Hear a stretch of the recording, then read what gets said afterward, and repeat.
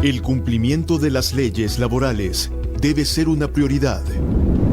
Conoce más sobre los diferentes problemas que afrontan las personas en el sector textil, aquí en tu espacio, Entretejiendo Sueños y Exigiendo Derechos.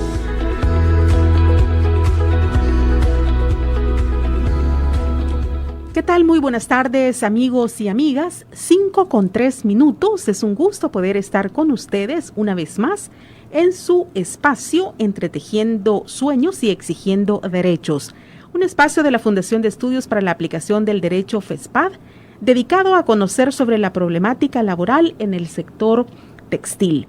Este día vamos a realizar el último programa dedicado a esta temática. Ahora vamos a identificar los estragos que enfrenta el sector textil, sobre todo. Vamos a ubicarlo en el marco de la pospandemia de la COVID-19. Para poder hablar de este tema está con nosotros, tal como nos ha estado acompañando a lo largo de estos 3 espacios, el licenciado Elías Evangelista. Él es abogado de FESPAD, a quien, por supuesto, le damos la más cordial bienvenida, licenciado. Sí, muchísimas gracias. Pues es un honor estar acá nuevamente contigo, discutiendo temas de interés y específicamente los derechos laborales en el sector maquila textil.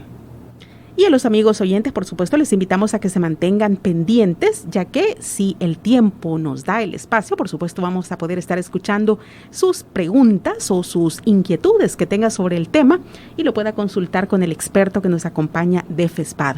También estará con nosotros en los estudios Joel Flores.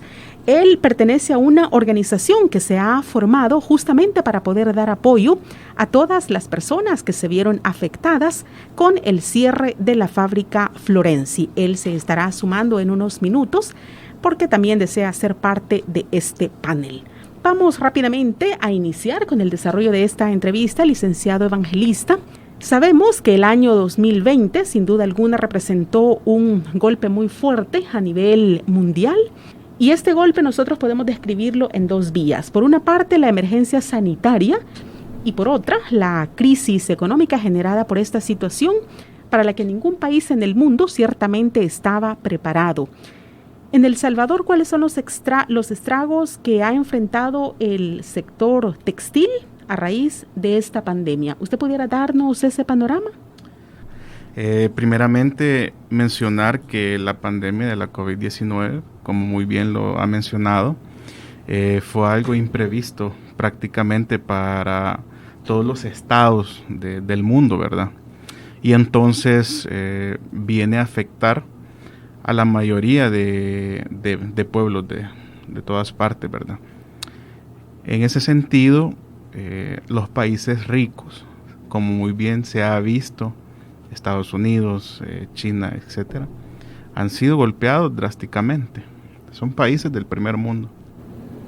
Y si usted sabrá, pues nosotros, El Salvador, somos los llamados países periféricos, para que se oiga un poco mejor. Entonces, en ese sentido, pues se dobla o triplica lo que son los efectos negativos, por así decirlo, de cualquier problema económico, sanitario que se dé en estos países grandes, se va replicando como efecto de cascada en los países pues como los nuestros, el triángulo centroamericano, por ejemplo, triángulo norte, como se le llama. Entonces podemos decir de que sí han habido estragos fuertes, ¿verdad?, propiamente del sector textil y ampliamente para toda la clase trabajadora. Antes de entrar al análisis de ello, pues hay que mencionar que durante la pandemia de la COVID-19, es decir, cuando estuvo la parte más cruda del año pasado, que fue en, si no me equivoco, mayo, junio, julio, ¿verdad?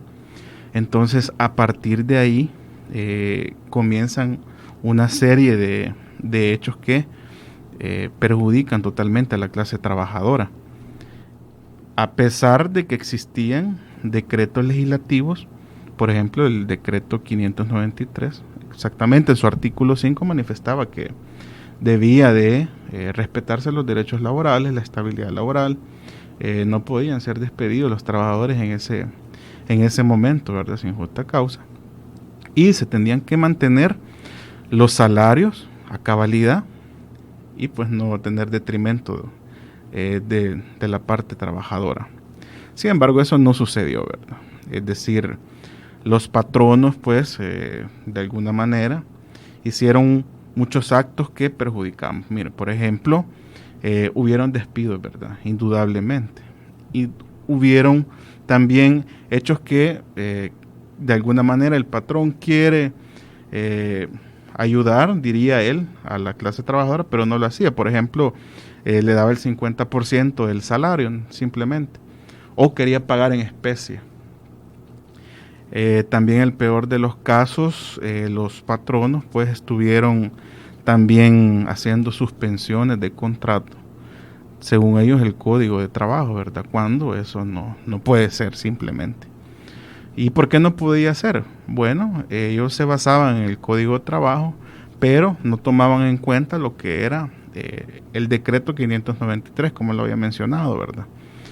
Entonces ellos se basaban en este código de trabajo, ahí sí lo utilizaban y pues suspendían los contratos, hacían firmar a los trabajadores, ya sea por la causal de mutuo consentimiento, que yo creo que ningún trabajador firmó por mutuo consentimiento, suspendió el contrato por caso fortuito o fuerza mayor, que si bien es cierto, es una causal de suspensión de contrato, pero que a la luz del decreto legislativo 593 no podía ser, simplemente no podía ser.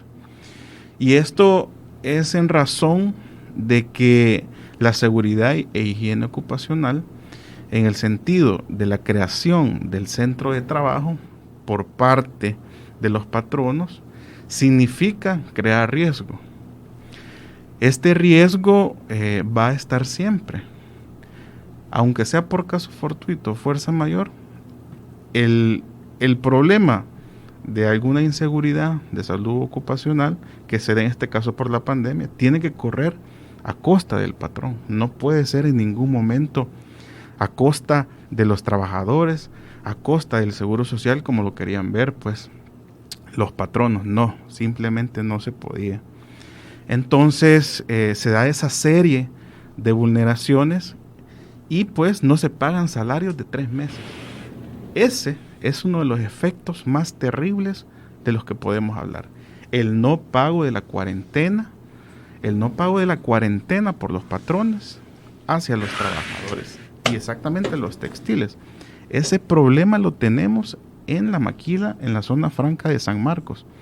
Ahí está que unas empresas no han pagado pues en ningún momento los salarios dejados de percibir por pandemia y no se ha dicho nada hasta el momento.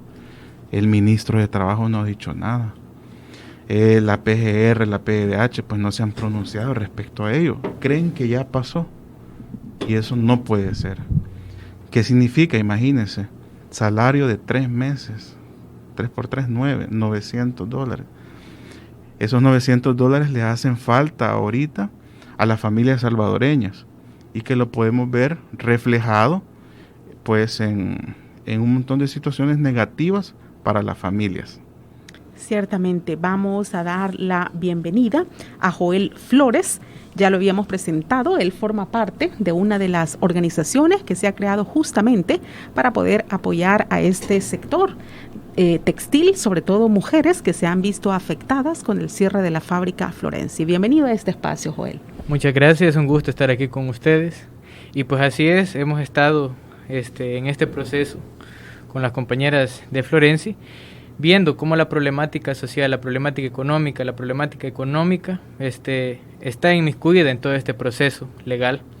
Y pues, muchas gracias. Perfecto, vamos a seguir conversando con usted. Licenciado Evangelista, si bien es cierto, la crisis económica generada a raíz de la pandemia obligó a muchas empresas a cerrar, ¿cuáles fueron los procedimientos que éstas hicieron para poder poner fin a los contratos que se tenían con los trabajadores? ¿Se siguió el debido proceso?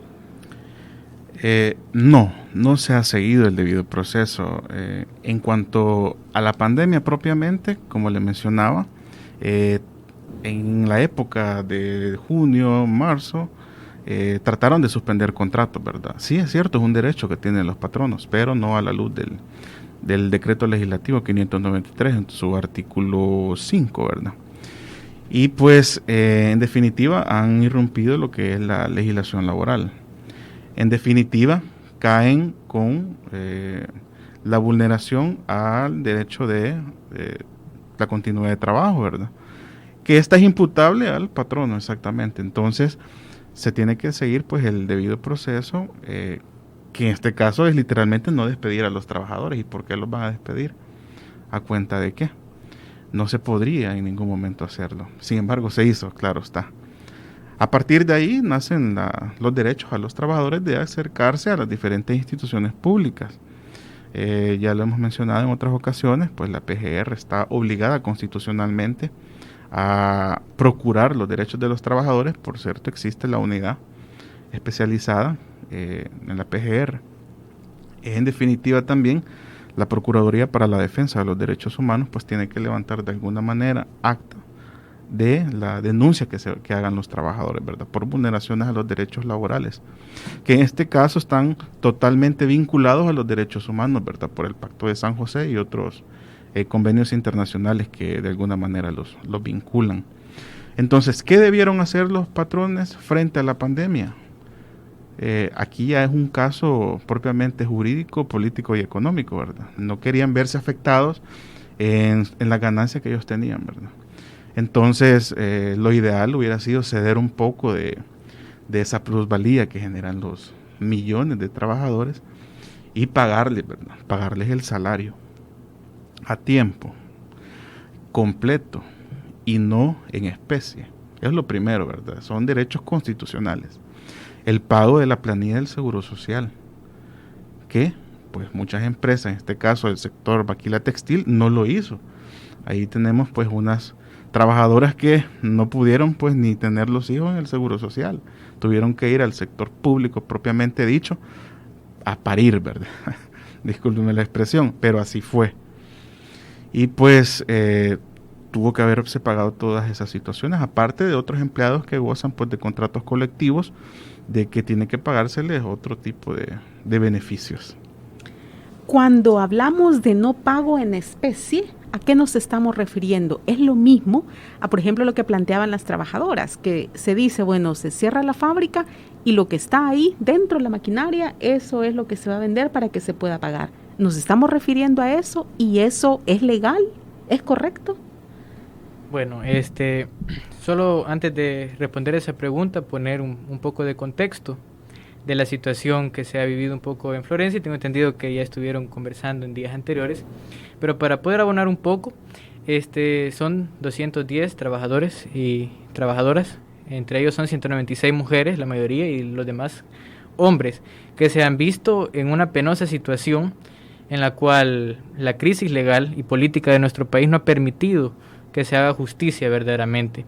Y aquí es donde vemos la participación errónea del empleador, del empresario, de una manera totalmente inadecuada, decirle, bueno, si ustedes quieren yo les puedo dar esta maquinaria, ustedes la venden, pero sabemos que en el proceso legal eso no está permitido, no es así como se deben de llevar este tipo de procesos, y aún más sin haber un diálogo completo con las trabajadoras y trabajadores, sino únicamente como yo lo quiero, yo lo puedo hacer, abusando de los derechos laborales de las trabajadoras y trabajadores. Y es donde vemos aquí una verdadera problemática, y es que la mayoría de todas estas trabajadoras y trabajadores desconocen inclusive que existe un código de trabajo, desconocen que en la Constitución están consagrados sus derechos humanos y laborales, y es básicamente de toda esta exclusión que los empresarios multimillonarios se aprovechan y hacen prevalecer sus intereses económicos y por supuesto intereses de clase para poder hacer como ellos quieren, porque tienen un respaldo claramente de los de arriba y aparte un respaldo entre comillas jurídico de quienes los asesoran. Pero ¿quién está asesorando a la clase trabajadora? ¿Quién asesora a todas estas trabajadoras y trabajadores que experimentan estas y peores injusticias legales y por supuesto humanas? Es donde vemos la crisis institucional también, porque las instituciones, si bien es cierto que como lo consagra la Constitución, están ahí para poder velar por los derechos de las y los trabajadores, sin embargo en la práctica es otro lo que vamos a ver, sino que vemos un total desamparo y únicamente, como dicen, a la buena de Dios, queda para la clase trabajadora. Entonces, ¿fue realmente correcto como lo hizo el patrón? Realmente no. Incluso, si nosotros lo vemos de una manera analítica, es una falta grave e inclusive un irrespeto a estas personas. Por como decir, bueno, cualquier cosa les vamos a dar, no, cuando hay cuestiones que están ya contempladas en la ley como se debe de hacer, y es totalmente una falta de respeto para toda la clase trabajadora este tipo de acciones, y que solamente es una de un montón que se dan. Exacto. ¿Y cuál es la realidad que enfrentan los trabajadores y las trabajadoras despedidos cuando sus derechos son violentados y buscan las instancias legales para poder exigir el cumplimiento de sus derechos? En la realidad, ¿a qué es a lo que ellos y ellas se enfrentan? Bueno, principalmente existe una discriminación de dónde vienen. Para poner un ejemplo, incluso de denuncia, cuando llegan las compañeras a la Fiscalía General de la República, llega un encargado de Fiscalía y les dice, ¿y para qué se ponen ustedes en huelga de hambre? Entonces es verdaderamente penoso porque estas actitudes se repiten a menudo en instituciones públicas, en instituciones de gobierno que supuestamente están para velar por los derechos de los trabajadores, y realmente lo que hacen es totalmente opuesto, sino que discriminar. Bueno, como estas personas desconocen sus derechos, las podemos seguir engañando. Si bien es cierto, este es un panorama general, también hay excepciones, porque verdaderamente hay personas que también han colaborado para con las trabajadoras y trabajadores en poder dar un asesoramiento jurídico. Las condiciones económicas a las que ellas se enfrentan pues son obvias, en el sentido de que no tienen lo suficientemente pago de liquidez como para poder contratar un abogado o un bufete, sino que únicamente a través de la ayuda, a través de instituciones del gobierno. Pero ahí vemos la gran contradicción, porque nos ponemos a pensar, es lógico que las compañeras trabajadoras pues no pueden pagar un servicio jurídico, y es porque precisamente los servicios jurídicos en la realidad, en la práctica, no están al servicio de quienes más lo necesitan, sino que al contrario, pues están ligadas a las grandes mafias empresariales por las cuales ellos se sostienen y pueden seguir cometiendo este tipo de violaciones a los derechos humanos y laborales. Y es que no solamente es el desamparo institucional, la nefasta institucionalidad, y también hay que ver si de verdad existe el Estado de Derecho. Pues cuando vemos en la práctica, cuando vemos en la realidad social, en la realidad económica de las trabajadoras y trabajadores, vemos que realmente eso no existe. Porque es muy cierto, los trabajadores y trabajadoras no comen de derechos humanos, no comen de derechos laborales. Tendría que tener ellos la conciencia y deberían de conocer, pero para ellos está la inmediatez, es decir, su realidad objetiva. Entonces muchos, desgraciadamente, pues por sus propias condiciones se ven en la obligación de poder suplir primero esto que después el acompañamiento jurídico. Entonces una realidad que escapa de los límites jurídicos y se adentra a la realidad nacional, y es algo que lastimosamente se da en todo el país, en toda Latinoamérica, inclusive en todo el mundo, siempre para los menos desfavorecidos. El reto grande es cómo cambiar esta situación, por lo menos en el país. 5 de la tarde con 21 minutos. Vamos a una pausa, regresamos enseguida con más de esta entrevista, entretejiendo sueños y exigiendo derechos. Algunos datos importantes. La necesidad de llevar alimento al hogar, la responsabilidad de ser la cabeza de familia, la ausencia de oportunidades, la angustia de no tener más opciones. Estos y otros factores son los que obligan a centenares de mujeres a aceptar trabajos en fábricas en donde los derechos laborales son violentados de forma constante. Además, la imposición de metas muy altas es una estrategia permanente en estas empresas, lo que se traduce en una fuerte explotación laboral.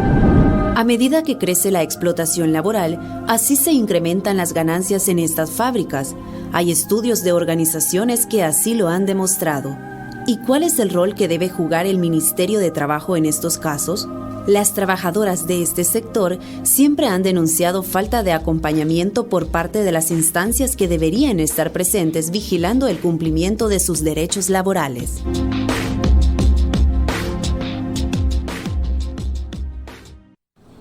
Vamos a continuar con más de esta entrevista, 5:22.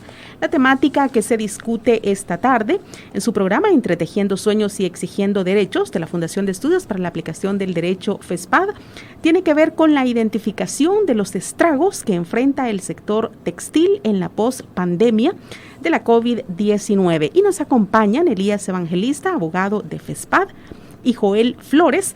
Él está formando parte de una organización justamente para poder apoyar a este grupo de personas que se vieron afectadas de manera puntual de la fábrica Florenci. Quisiéramos conocer, licenciado Evangelista, el país ofrece muy buenas condiciones para que se instalen diversas fábricas. Ofrecemos mano de obra competitiva y hay también una serie de incentivos para los empresarios. El punto acá es a qué costo, ¿verdad? Si bien es cierto, estas empresas son una fuente de trabajo importante, ¿vale la pena el nivel de explotación que se da en las empresas sin que haya nadie que ponga fin a estas prácticas? Si nos puede comentar un poco primero sobre todos estos incentivos, ¿verdad?, que se ofrecen a las empresas y al final lo que se obtiene, sobre todo las trabajadoras. Sí, exactamente. Los incentivos fiscales a los que tú te refieres están propiamente en la ley especial de zonas francas. Esta ley se llama específicamente Ley de Zonas Francas Industriales, así, o Ley de Zonas Industriales, perdón, y económicas. Fíjate que acá pues existen una infinidad de beneficios fiscales, por ejemplo el exento de pago de IVA por lo mínimo de 10 años y también el pago de renta, ¿verdad?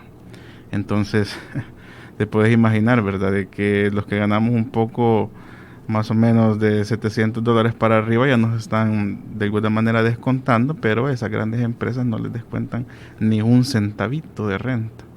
Esto es por un periodo de 10 años. Mínimo de 10 años, ¿verdad? No, porque esto va aumentando, puede ser hasta 20 años. La otra situación bastante grave que yo veo es que también a partir de esta ley se le da facultades a las municipalidades para que puedan tener de alguna manera vínculos o contratos bilaterales, por así decirlo, entre ellos, que lleguen a acuerdos para beneficiar o crear nuevos beneficios a las empresas que están dentro de la circunscripción de cada municipio, ¿verdad? Entonces es ilimitado prácticamente a lo que pueden acordar, ¿verdad?, estos empresarios con las municipalidades. Considero que lo que mencionaste es que es un alto costo prácticamente que sufren las trabajadoras por darles... Por decir que incentivan el trabajo, ¿verdad? Estas empresas, si bien es cierto, estas generan una cantidad considerable de exportaciones, que son prácticamente el 44% de las exportaciones, es bastante, ¿verdad? Es cierto. Generan pues alrededor de 80,000 empleos. Cantex lo ha dicho, ¿verdad? Y pues se puede verificar también en sus datos, ¿verdad? Es cierto, generan todo eso, pero consideramos pues de alguna manera de que se genera un libertinaje fiscal prácticamente, ¿verdad?